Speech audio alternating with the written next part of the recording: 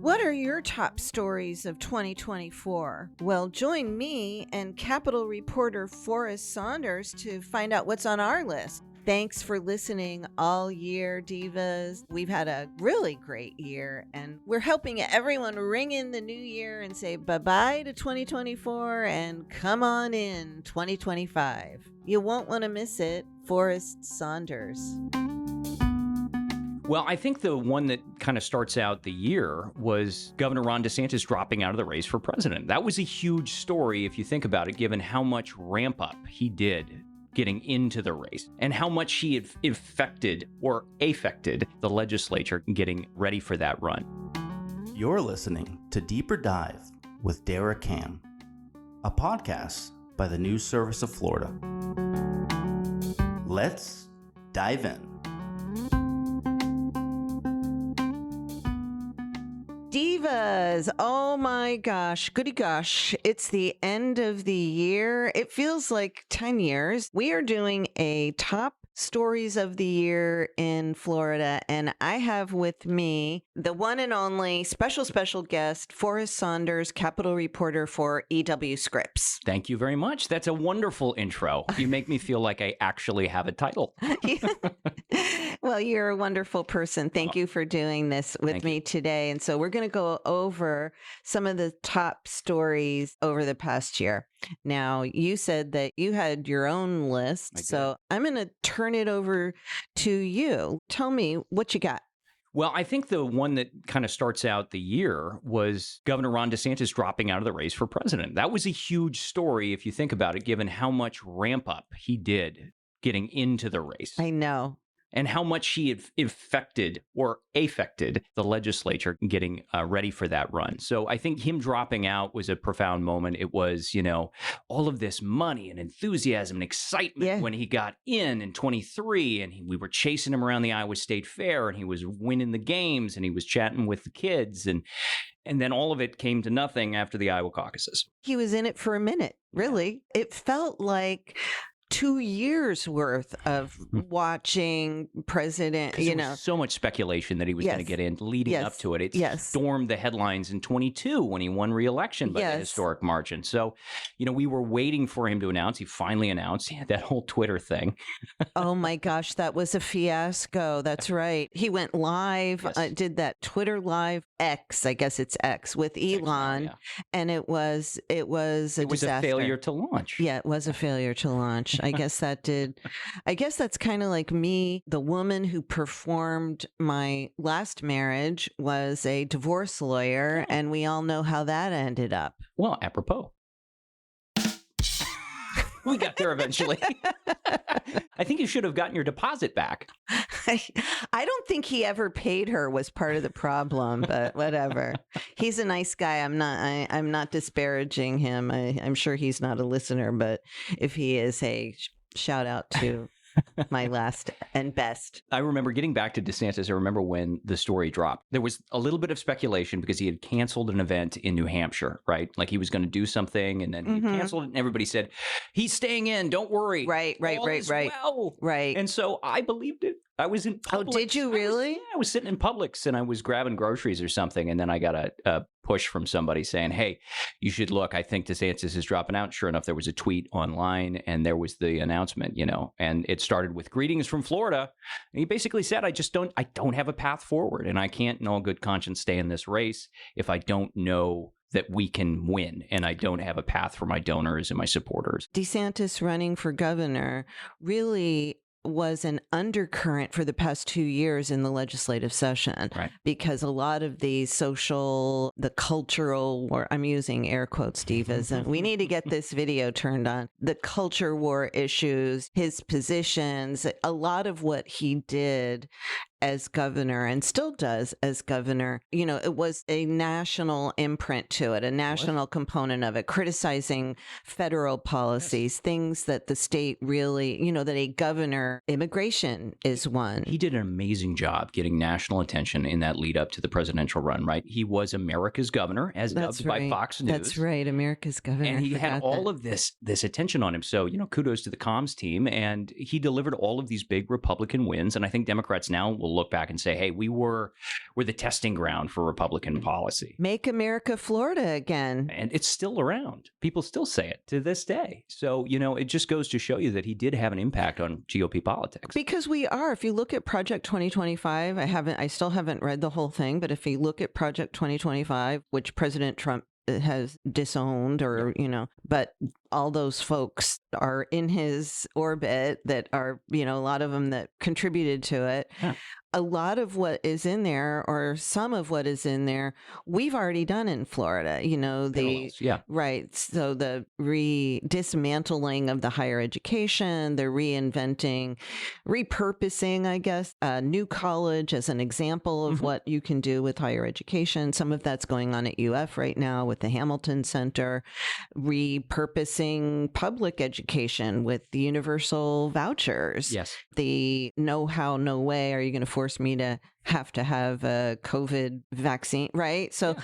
I mean, a lot of what we're doing or have done in Florida, I think we're going to see rolled out on a national level. And one further thing to add, I think, is how interesting it's going to be for these next 2 years to see what kind of power DeSantis wields over the legislature as we move forward. We've got new leaders in the House and the Senate. I was recently speaking with Senate President Ben Albritton about some of the big GOP goals that DeSantis still has. He likes the idea of lowering the buy age to 18 for firearms. He likes the idea of open carry. And these are things that Albritton's kind of cold on. I'm going to push back a little on you here, Forrest, because I'm not sure that those two gun issues, the open carry and the lowering of the age, are GOP ideas. Fair. Because even otherwise, they would have done it in Florida already. Right? The excuse or the rationale that President Albritton used for why he's cautious about lowering the age law enforcement. Right. The law enforcement. And so that's a pretty good cover. I'm not saying it's cover. I mean, but I think it's a good reason you can justify it by saying, look, law enforcement says not a good idea. I do what my sheriffs, I'm going to defer to them on something like this. And they oppose both of those, the open carry. And maybe I should amend that and say Second Amendment Republicans or strong Second Amendment Republicans. Because you're right. I mean, we are entering a period here in Florida where Republicans are becoming more factional in a lot of ways. Well, they're not a monolith. When you have a controlling party, majorities, no less. Exactly, and they control all the levers of state government, every cabinet level position. That's when you're going to have food groups within, right? I mean, that's been the problem for the Democrats and for such a long time is they have so many competing factions within the party that it's very difficult for them to even get a caucus position in the state house and in the state Senate. You notice that they don't do that as often as they used to. Maybe you don't because you might not have been around that long, but it's much harder for them to get a caucus position on issues because they have so many. I call them food groups, but I love it. It's a good metaphor. I mean, it's a bit like what happened in Texas, right? Texas got so big and so red that you started seeing a lot of factions develop within their Republican Party, and it became hard for the party to get some of its big goals done because everybody had different. I mean, look at what's going on in Congress right now with the CR. This stuff can happen, and it can really destroy a party. I mean, as you mentioned, Democrats, they have struggled with their big tent for a while. Right, they have. But the Republicans and the supermajorities, that leads me to the elections. It's not only did Governor DeSantis drop out of the presidential election, or the presidential race, I should say, but Donald Trump, #FloridaMan, won. We thought it was going to be weeks or longer that we would wait to see who won. No, pretty handily, 13, spit, spat, spot. 13 points here in Florida. Spit, spat, spot. Well, I mean, nationally. Oh, it wasn't even it was pretty clear too, right. We knew he was going to win in Florida. He did win by a large enough margin, and very large, Yes. more than doubling the margin of It was his like win. 4%, I think, in Yes. 2020. So Yes. this was huge. I was getting really sick and tired of seeing national stories about how this means Florida is a red state, because I've been saying, for probably at least 6 years, Sure. maybe 8 years, that Florida is a red state. So do you share my... I do. I mean, I think that Florida... Like CNN had Florida as pink when they were pre-election. And it really irritates me. I know. And I think that's, this is the problem with national journalism. Sometimes you don't get the people on the ground that have been here for a number of years that don't get that, perspective. Right. And so, but it does add to the drama. It does. It does. But I would agree with you that I don't know that Florida was seriously in play. And you talk to some of the Democrats, right? Like, and they will tell you, yeah, we went out there and we said, yeah, it's definitely in play. I had Jamie Harrison on the show telling me Florida's in play. Jamie felt very special about Florida. He did. He said that many times. He felt like there was an opportunity here, and maybe there was. But I think for most of the Democrats that lived and ate here, Right. they recognized that this was going to be a super challenging expectation, but nobody knew for sure how the independents were going to break. And that's true. We didn't know how, Trump was going to resonate within the Republican Party, and if there was going to be this sort of rejection vote to Kamala Harris. And there was a lot of maybes. Florida Democratic Party Chairwoman Nikki Fried was on the show recently, within the past couple of weeks, and I was asking her about it, and she did make a good point. And I heard this from people in the Harris campaign. The enthusiasm was real. I mean, it was palpable. They did feel like they had a shot, even in Florida. And I think there were Democrats who were very surprised at how well Donald Trump performed nationally. Yeah. And I mean, you factor in the voter registration benefit that Republicans had coming in. And I think it was Blaze, Senator Blaze Ingoglia, who predicted almost perfectly Yes, he did. what the breakdown was going to be, because he was factoring it all in. Yes. You're trying to hydrate me. I am trying to hydrate you. There's also water in the Speakeasy. We have a plethora of choices here, so just help yourself. Which brings me to another part of the election. Donald Trump is the new president-elect. He will be inaugurated next month. And Florida, man, taking a lot of Florida people to Washington with him, including moving some chairs on the deck already in Washington. We've got... This is another big Florida story, I think. The Florida cabinet. Yeah. Florida U.S. Senator Marco Rubio will be the... Mast. Brian Mast. You've got Waltz. You've got... there are a number of people that have been named, and they'll have to go through the vetting process. But I think the question that we have is DeSantis going to go with them? I don't think so at this point. It seems very unlikely that the defense secretary is going to drop out. And Pete Hegseth, they're not showing any indication of backing away from him at all. They're not blinking. But you go back a few weeks, and I think there was a moment. Yes, there was a moment. There was a hot moment. But then I think Maggie Haberman had a story that came out here just recently that basically said nobody around Trump thought that was a good idea. That's what she's reporting. Thought it was a good idea to tap DeSantis as a replacement for Hegseth. Which means Susie Wiles thought it wasn't a good idea. I don't know. It's all palace intrigue. I thought it is palace intrigue, and we're recording this now. So I was very skeptical, I have to say, from the get-go. Sure. The kind of the animosity and the bad blood and the public, the back and forth thing, not just between the two principals, the governor and the president-elect, but their camps. It's so vitriolic. I just could not see that was going to be... Republicans have told me that they have largely made up, right? Trump and DeSantis. Right. But it's their people. There's still some bad blood within their campaigns, within their administrations that have... Interesting. I have heard that they have made up. Yeah.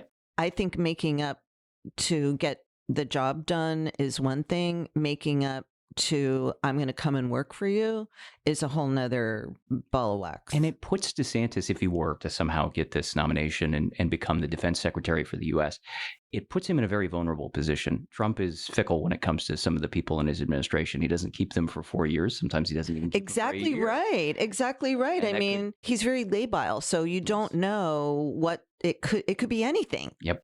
It could be anything. But we've got dominoes falling in Florida now. At the end of the year, we're going to have 2 congressional races. Matt Gaetz was going to be the attorney general, but then he stepped down immediately.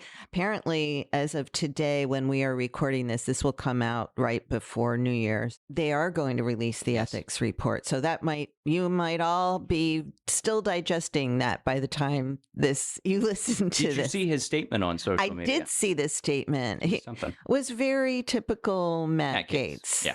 It was, 2 middle fingers and then another one. Right. All in caps. Yeah. All in caps. Yeah. Yeah. And there were some swear words in there too. So but I think also he's denying, just to sum it up, he's conceding that he paid women. Even young women. Even young women, but he never had sex with anyone under 18. That's true. That's what he says. That's what he says. Yes. And we don't know. And I think it's really interesting that at one point he said something in the statement that I thought was I didn't quite understand what he was getting at, but he said, yeah, and sometimes I just gave women money. I just gave him money. Just gave him money. I don't know what that means. I got to be honest with you. I don't often just turn out my pockets. You don't? Not usually. No. I listen, I'm a journalist. You don't Venmo them and and those Venmo reasons are just... And who leaves their Venmos public? I don't know. In fact, I put them on private and then I just use a little period. That's all I use for any transaction. Just little, because I don't want the company knowing. Do you know what I do? What? Pizza. Mine are all private, but I always do pizza. It's all pizza. Smart. And I never Venmo pizza because I only go, there's like one place where I go pizza. I rarely eat it anyway because it's got so many carbs.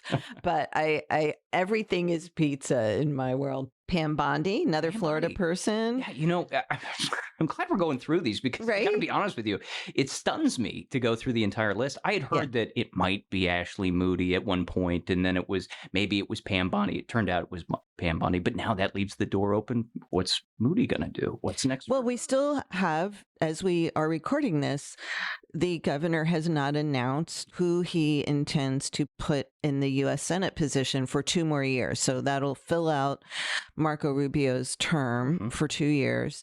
I don't see any problems with him getting confirmed by the Senate for that position as Secretary of State. He would be a good fit for that. Yes. Now, we've heard Ashley Moody. Yes. We heard Lara Trump. And then apparently now the Trump people are saying, okay, we know he's not. No, it's not going to happen. The governor balked, or however, we were just kidding. We've heard James Uthmeyer, the governor's chief of staff, for that. We've heard the governor himself appointing himself to that. Yeah.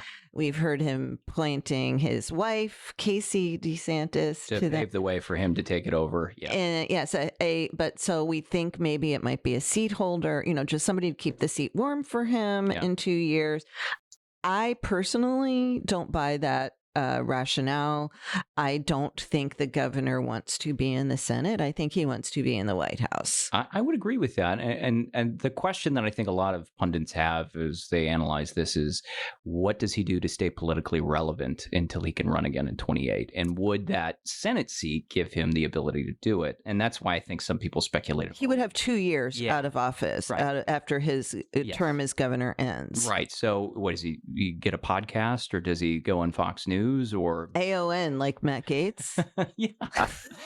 I think some people, when I found out that he was going to OAN. Oh, I'm sorry. OAN, not AON. Sorry. I thought they had rolled, Maybe they've changed their acronym. It could be America's One Network. No. I thought they had left. I thought they had shut down, essentially. I didn't even know they were still a thing. No, they're still a thing out there. Yeah. So what surprised you about him going there? I thought it was going to be a little more high profile. So did I. I thought it would be Fox. Yeah. Me too. I thought he was going to be the new Tucker. Yeah. But maybe he just, there's a lot of controversy surrounding Matt Gaetz. Obviously, the ethics report might add more fuel to that fire. Right. So maybe they just were sort of hedging their bets and saying, ready to do. But then you got John Morgan, who might put him on staff. Yeah. John Morgan's making headlines. So I saw something. I'm not putting him in the stories of the year. So although he did, related to him is, let's talk about the ballot initiatives. Good transition. The abortion amendment. Yes. It also this year, let's remember, Florida's law that was 15 weeks restricting abortions after 15 weeks of pregnancy. Mm-hmm. Down to 6. The Supreme Court, the Florida Supreme Court, approved the law, upheld that law, which triggered the 6-week ban going into effect. Mm-hmm. So that all happened this year. Well, it did. It was this year. It's crazy to think back on all the things that happened. I'm realizing now that my end of the year recap is woefully short compared to all of the things. Well, we're talking, and we don't have any time limit. 2 minutes is what I got. Exactly.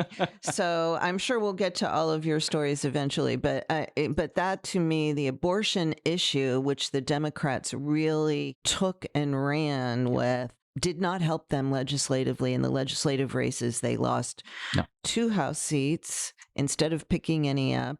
They did not gain a Senate seat in the state House I'm talking about. Mm-hmm. And then after the election, just days after the election, one of their state House members switched parties. Yep. So abortion didn't help lift all boats, and it got 57% of the vote, but that wasn't enough to make that 60% threshold. That's what I think is so interesting about this is we enter a new legislative session when we have seen the voters say, a majority of voters on recreational marijuana, as well as returning Florida to the point of viability for abortion. Right.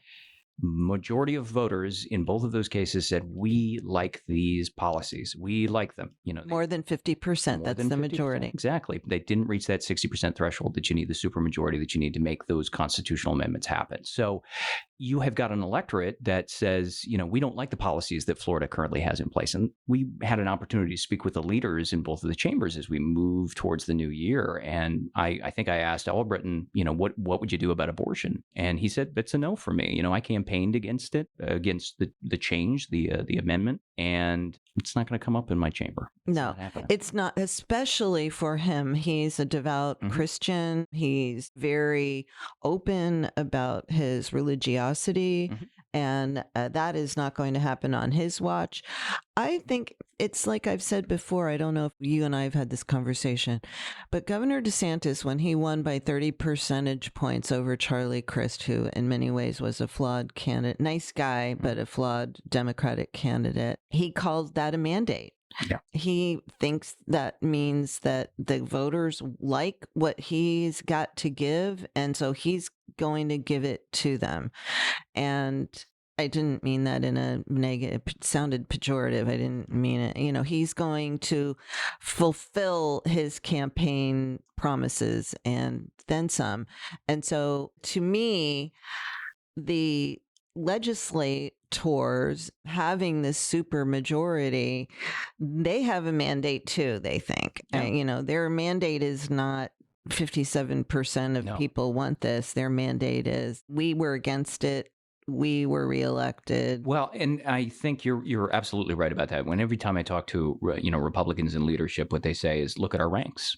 We've got super majorities in both chambers. That's obviously, the voters like what we're doing. Otherwise, they wouldn't keep reelecting us or growing our margin. Yeah. Or registering as Republicans. That as well. Yeah. And we will be right back with Forrest Saunders, Capitol reporter for EW Scripps. The news in haikus. We're talking about the end of the year, correct? That's right. We're recapping what was a tsunami of news. Yes. Here is my haiku.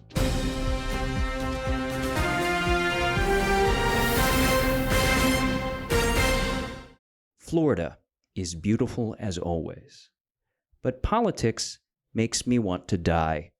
Maybe 2025 will be better.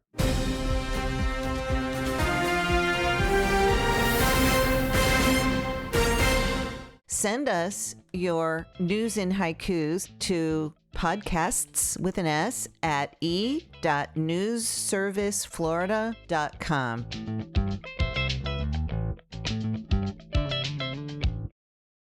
And we are back.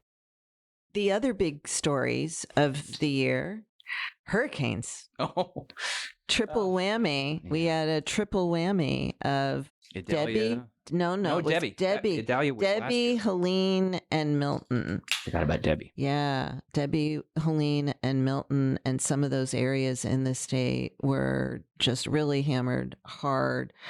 Taylor County, not far from here.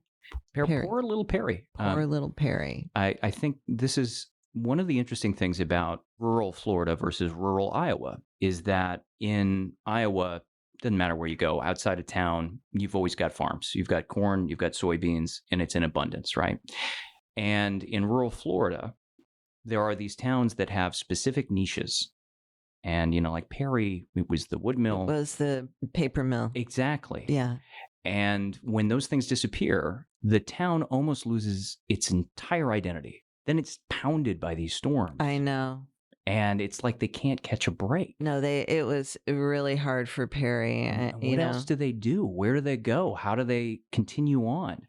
How do they avoid becoming a ghost town? I don't know. I mean, have you been to downtown Quincy recently? I have. Quincy has a great little art museum downtown across the street from the courthouse. I highly recommend it. They had it may still be there, fabulous quilt show from the International Quilters Guild. I go there quite often. That downtown, I don't know how it could shrink. Yeah. But if it's possible for it to shrink, it seems like there are more boarded up windows, papered over windows every time I go there. Yeah. And that's just an example of rural, small town, fill in the blank around the state. And obviously these storms, when you talk to some of the elected officials, they'll tell you, oh, we dodged a bullet because it hit in a more rural area. And it was a lot of trees and, homes that were sparsely populated versus a major metro where you have everybody packed in and it can do a lot of damage. And so they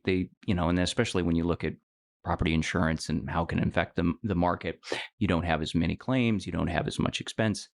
And so they see it as somewhat of a benefit. I mean, it's heartbreaking regardless of where these storms hit. And I just think that sometimes these rural communities, they suffer even more than the major because, first of all, they're forgotten in the news cycle, right? Right. And so you rely on your local newspapers and not so much the national to come in and say, people need help. And so they get lost in the shuffle. And I've seen it happen time and time again, especially with Perry. I mean, I've been there a few times now.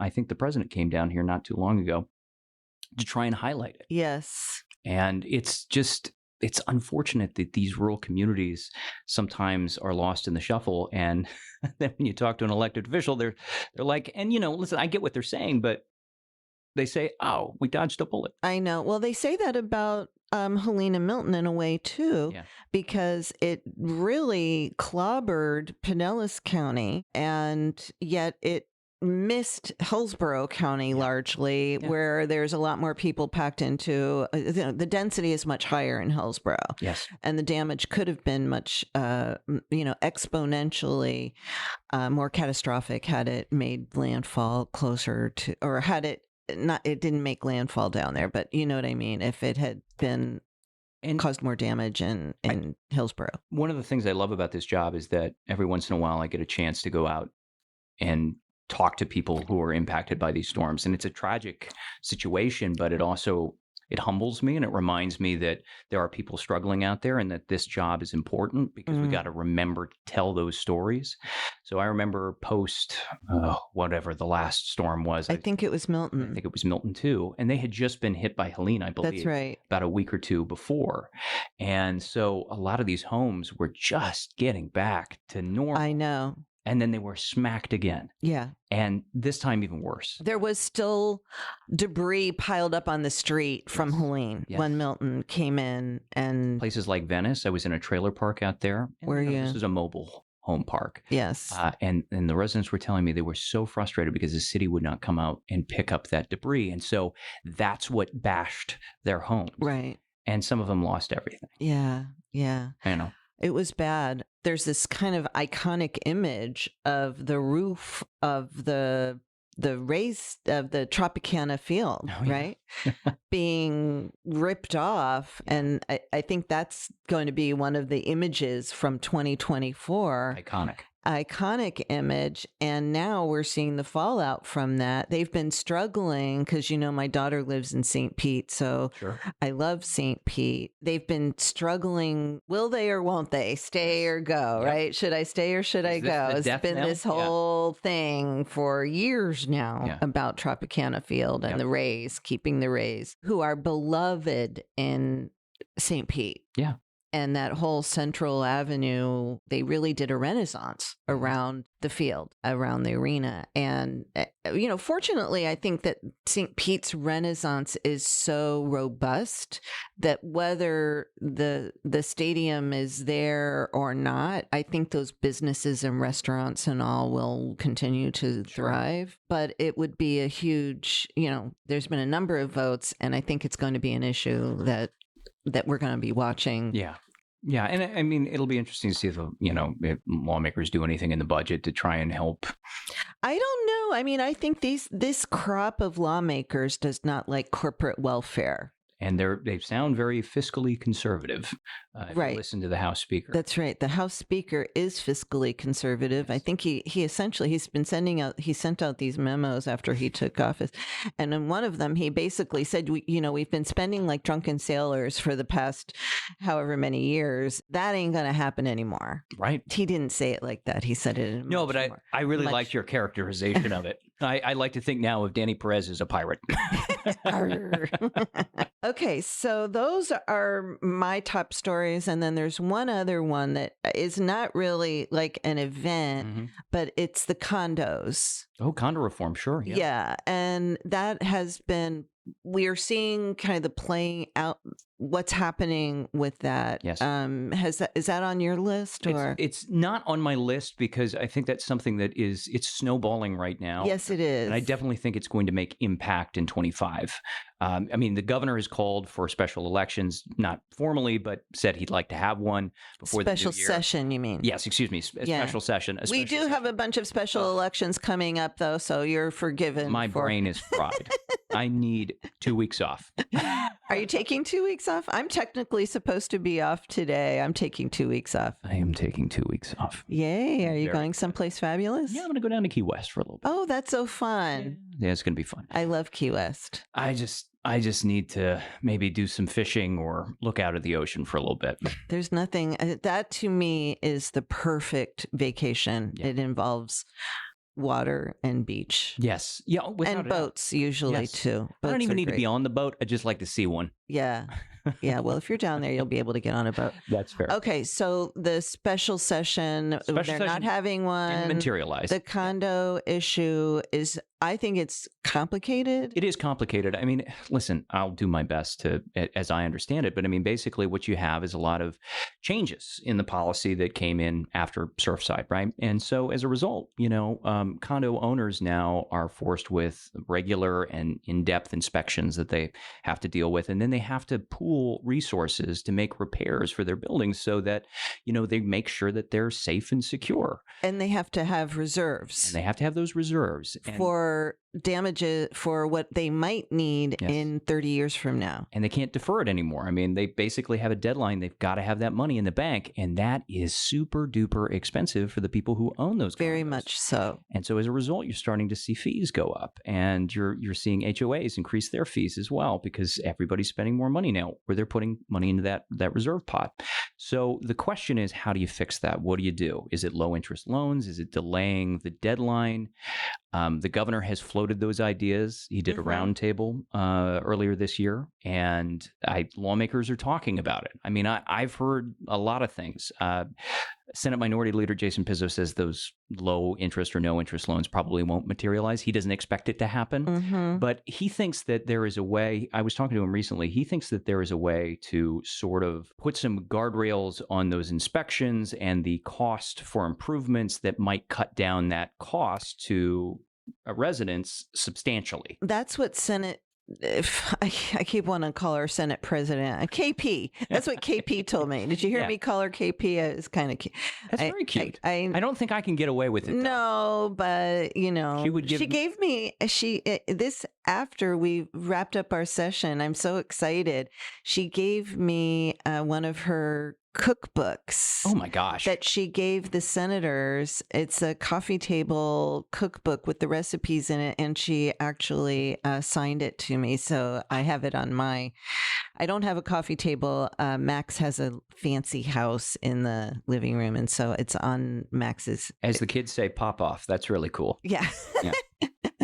I am not a kid, by the way. Anyway, she said that she thinks that the condo associations are misinterpreting what is required and they're going overboard. Yes. And so she says that maybe they need to come back and be more prescriptive about what is, and that sounds like what Senator Pizzo or Leader Pizzo told you. Yeah, the leader was saying this after doing basically a bunch of listening tours in his part of the state with Senator Bradley. Yes. And that was one of the big takeaways. She was a Senate sponsor. Yes. Yeah. She was. And they had worked together. I mean, he had worked behind the scenes with her to kind of craft that thing. So he knows he owns it a little bit, but he's hoping that, they might be able to come to some kind of more specific rapprochement. Yeah. No, they did not really a rapprochement, because I don't think that the speaker really wants to ease off. Yeah. And he feels very strongly. And I understand that. Yeah. I understand why, as a leader, as a political leader, and as a human being,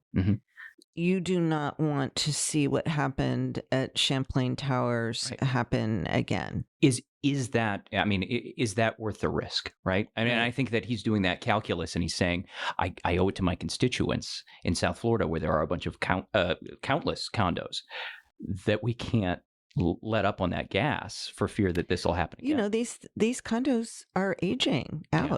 They're aging out. And then there was this I was talking to another reporter recently, and he reminded me that I think it was the University of Miami recently released a report saying that these condos are sinking.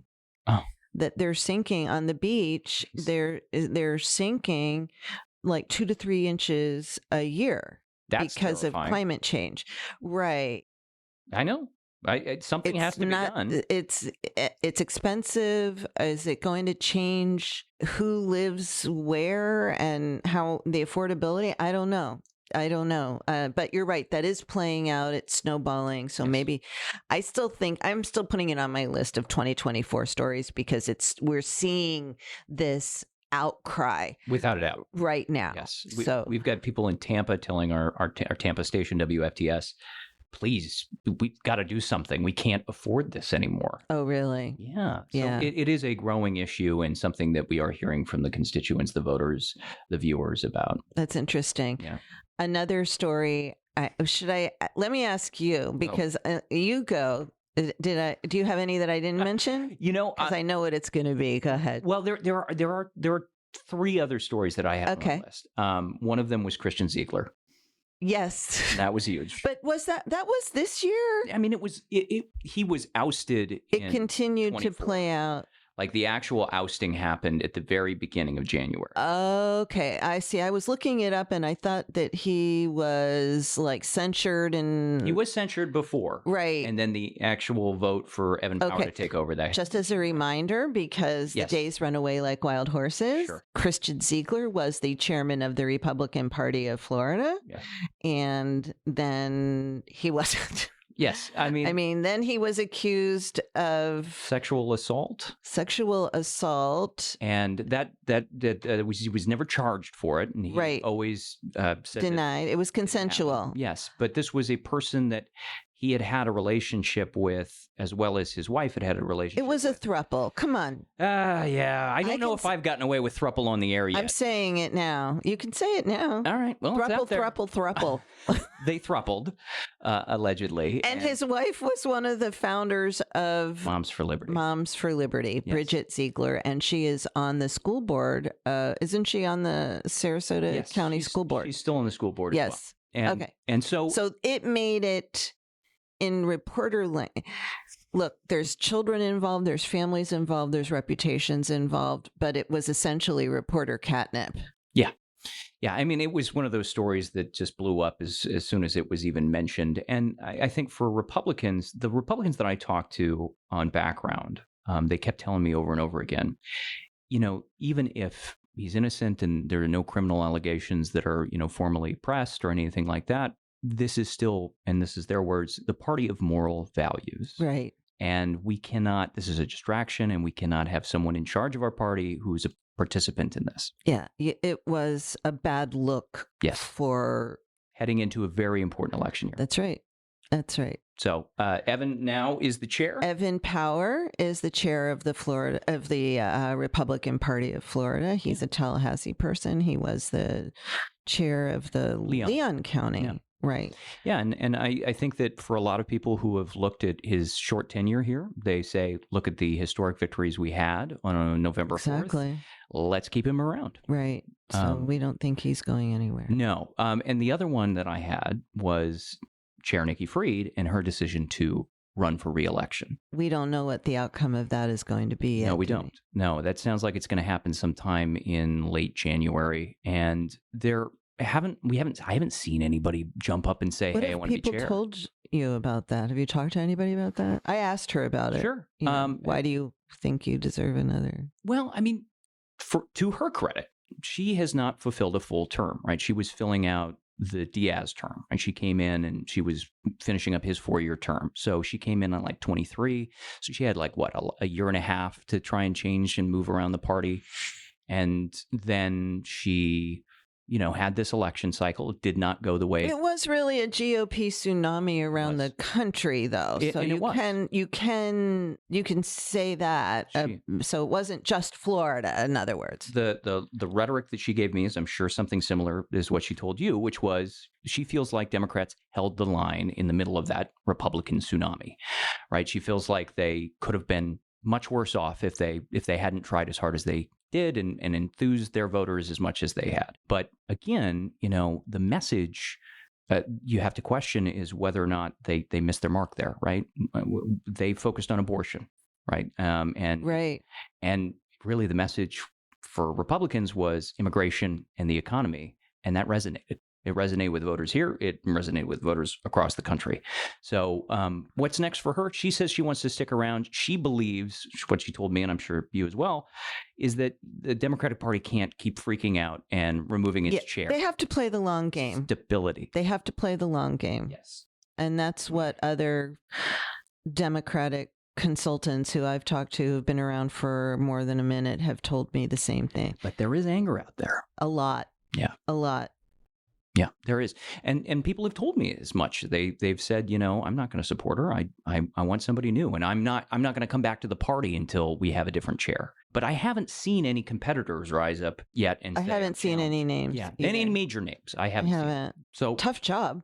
Oh my gosh. And it would be a tough job to take over because you're coming into the ground floor sort of in the history of the party. I did have a third one in there. You've mentioned everything else that I have a third one, but I'm waiting for you to get to it. I think it's going to be the one. I think it's the same one. I don't know. Go ahead. What's your number 3? I was going to talk about the state parks. That's mine. Oh, is it really? Yes. Yeah. I knew it. I knew it was a big deal. It is a humongous deal. Tell us about the state parks plan. Well, so this was the Great Outdoors Initiative. Oh, that's right. Yes. The Great He remembers the moniker. I do.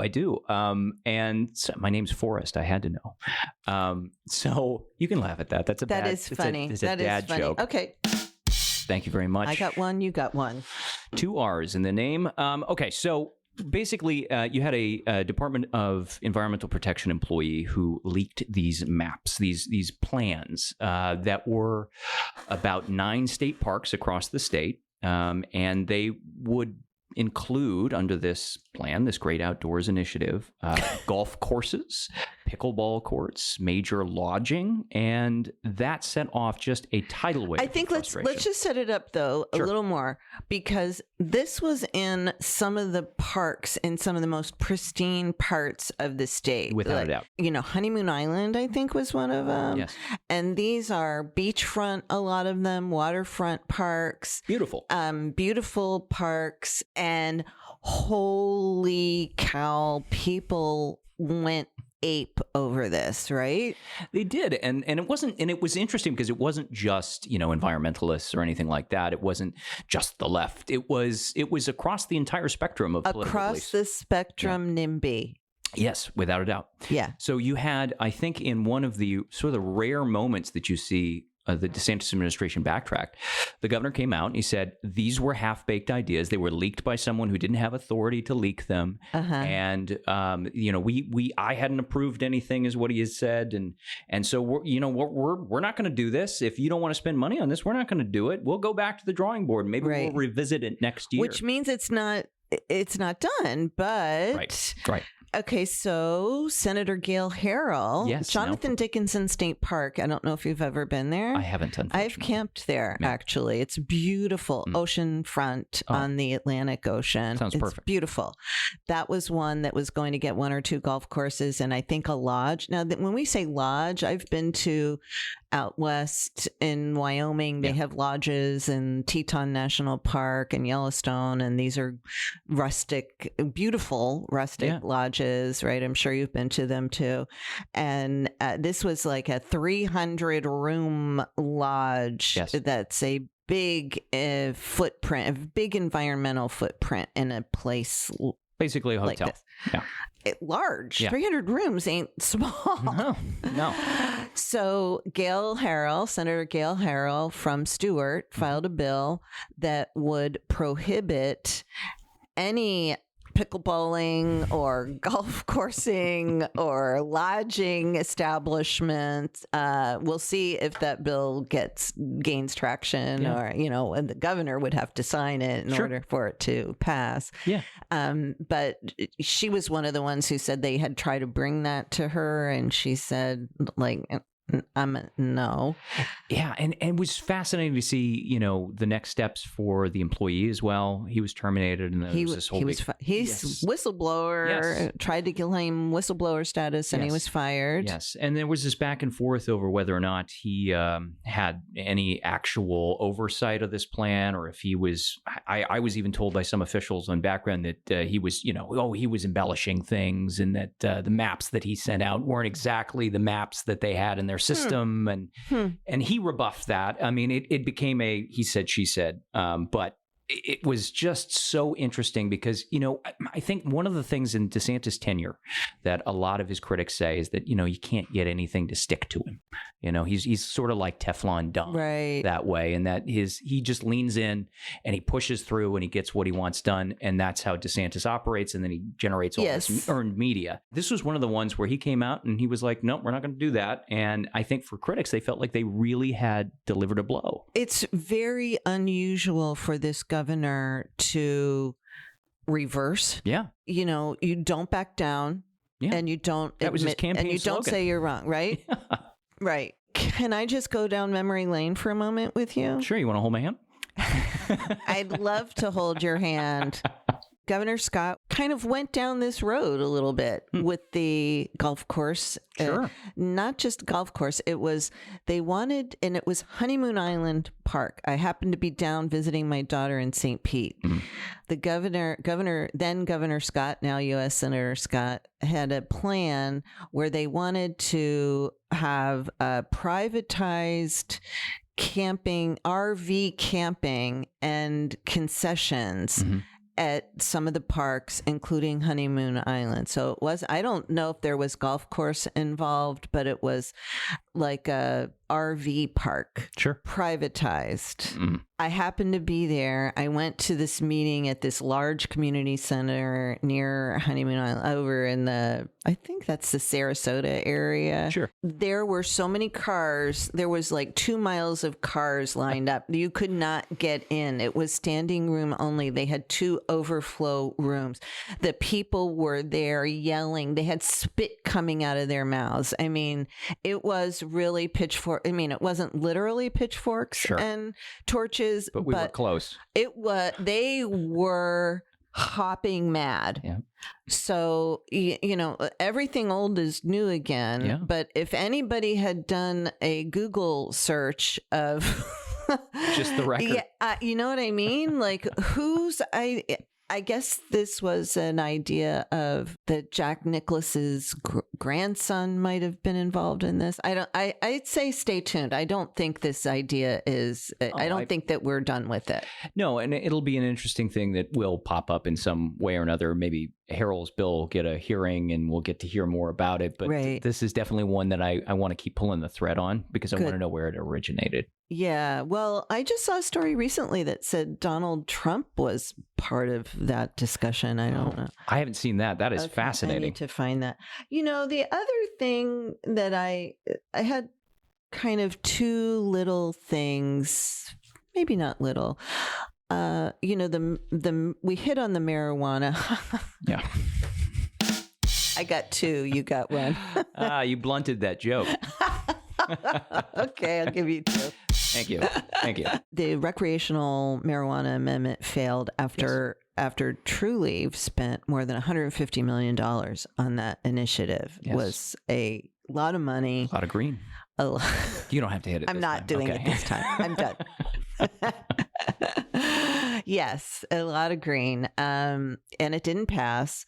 And right shortly before that, the governor, or in the lead up to that, the governor who campaigned fiercely against both the abortion amendment and the marijuana amendment, vetoed a bill that would have put more restrictions and actually put out of business some of the state's large hemp manufacturers and retailers. Yes. So I kind of think the whole hemp veto is a little bit of a story, if we had as many stories as we want. Without a doubt, because DeSantis in some ways has a legacy of doing that. You remember the solar glide path that was mulled and passed by the legislature that would have basically reduced the incentive for having solar panels on homes. Yes. DeSantis stepped in on that too and said something similar, which was this is going to hinder businesses in Florida that have already established themselves. So I'm not going to sign it. And so it was similar in that, in at least his rationale.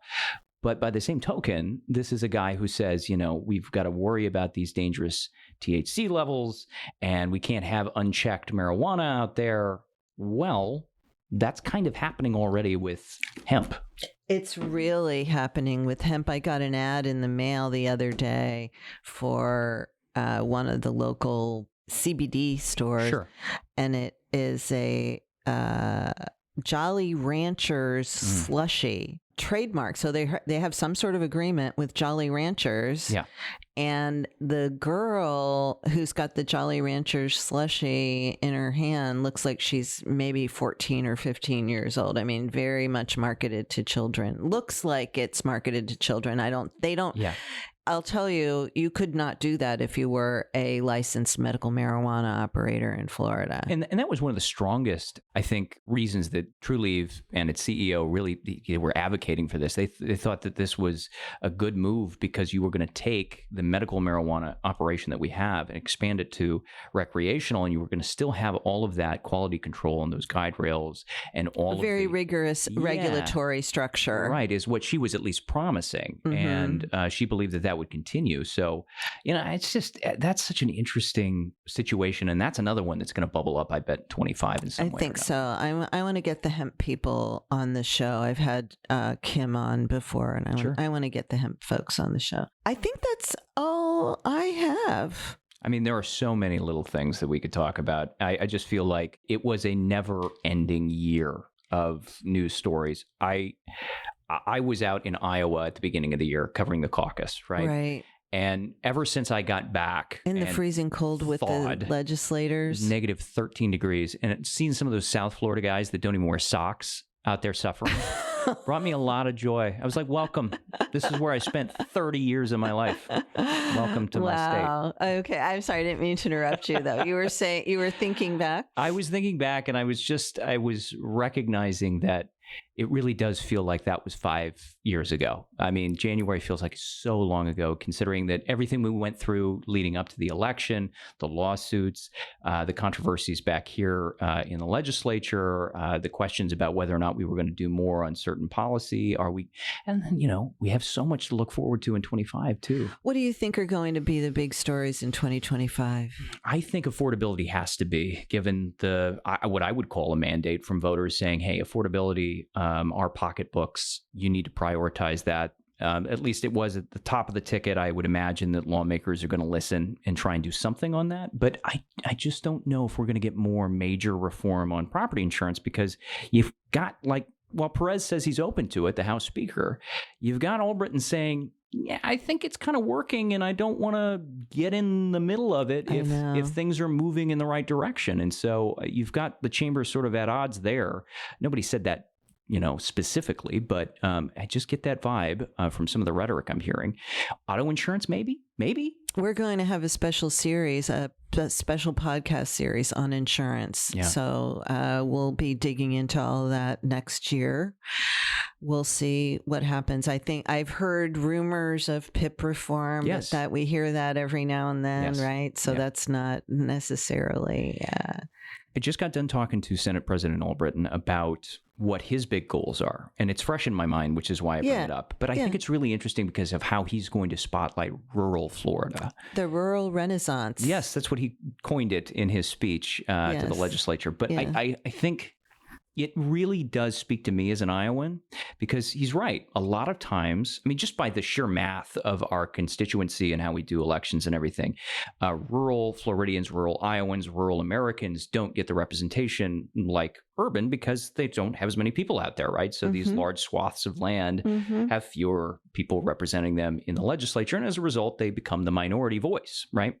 But he is a guy who came from rural Florida. He's a citrus farmer by trade, and he came up growing and knowing everything about rural Florida. Now wants to put that in the spotlight and find ways, he says, to really spotlight it and enhance it. He doesn't want to change the culture of rural Florida, but he says he wants to do, and one of the things I thought was interesting, he wants to do more for citrus. He believes that it's part of the DNA of the state. Yes. And he wants to move that forward to try and find a way to bring back the industry. Well, they've been hit so hard with the greening and then with the storms. Yep. And so I will be very interested to see what his plans are. He did tell me about that a couple months ago also.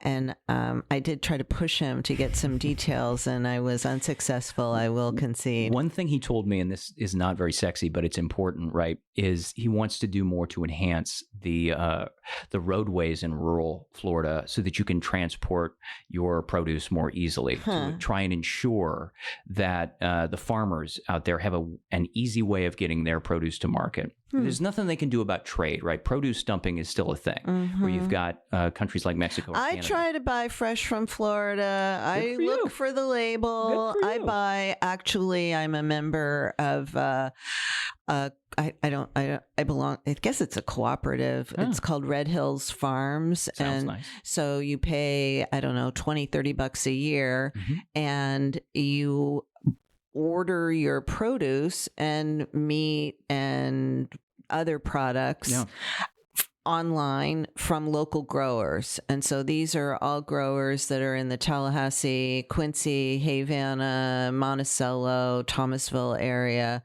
And they're small family farms usually. And that's where I get a lot of my produce. It's all seasonal too. I'm gonna do the Joe Biden whisper right now and say, it's better produce. It really is. It's totally better. It's fresher. You're talking to the gal who's got 4 raised beds at my house. So yes, you have plants on your walls. I do have plants on my walls. I do. I have the chart. But yeah, a little shout out to Red Hills Farms. You check them out online. You should I just went to the Bradley store for the first time, the country store. Oh my gosh, I go there all the time. I just made lentil soup with smoked sausage from Bradley's. I dig that stuff. And best bacon my ever. dad is now a fan, and now he wants to go every weekend. You can ship it, Well, he lives here with me. Okay. Not with me, but he's Right. like, I think I may have mentioned this to you. I've got like an Everybody Loves Raymond situation going on. Where, No. Yeah, they're like a mile away from me. It's not far they're enough. all up in your business. Yeah, it's far enough away that my mom can walk over. You can imagine. That's dangerous. Yeah, I don't even get a knock. That's dangerous. I would take a knock. I don't get a knock. I hear the door opening. Oh well, Bradley's is the best. I'm glad that you got turned on to Bradley's, and they are. Dude's got a heart condition though, so he needs to lay off the sausages. No, Bradley's. We're gonna Red Hills Online you, Dad. What's his name? Lonnie Saunders. Lonnie Saunders. You're our special guest here today too. Special. I think there's one other thing that we'll be looking for in Florida in 2025. Sorry. I think the deportation of the immigrants. Florida, I think, has the third largest number of undocumented immigrants, or we have the third. Somebody was mentioning. No, you're right about that. Yes. I've done a few stories about it. 7% of the workforce, according to some of the surveys here in Florida, is undocumented. Right? Okay, that's a large number. And President-elect Trump has said that he is going to have a major deportation effort once he gets elected. Yep. I think, that could have a tremendous impact on what we see in Florida. Hospitality, one of the biggest industries here, and agriculture, another big industry here. Yes. So I don't know how it can't impact us, at least in some way. Yeah. And then the question is, how do you fill that void? Okay. Well, those are our 2024 little peek at 2025 and our reflections on 2024.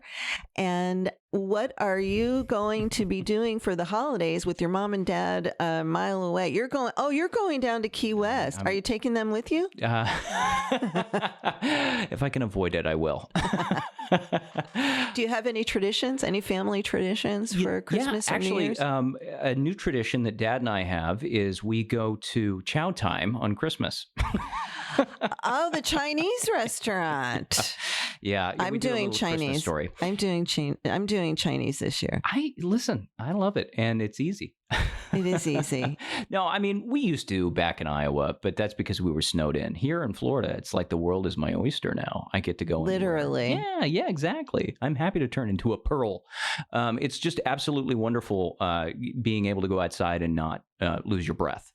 I brought a colleague of mine up to Iowa when we covered the caucus. Quick aside, Ant is his name, and Ant is from North Carolina. Now, North Carolina is no stranger to some cold. That's right. Depending on where you are, right? Depending on where you are. But Iowa cold is a whole different breed. It is. So he stepped out of the car and he got a whiff of that 13 below zero. Right. And he said, "Oh, this is different." And I said, it is, because your nose hairs freeze. It's true. I lived in Wyoming, so I do know that it is a whole different level of cold that you're talking about. Forrest Saunders, always a treat to have you. We're going to make you a regular on the show. So I'm not regular. I thank you. We'll make you an irregular. Oh, I'll be an irregular, and I'll try and, get some fiber in me and be regular. It'll be great. Thanks for coming, and we'll see you again soon. See ya. Thanks for listening to Deeper Dive with Dara, a podcast by the News Service of Florida, hosted by News Service senior writer Dara Cam and produced by me, Mike Exline. Music for the podcast was recorded by Periodic Labs, LLC.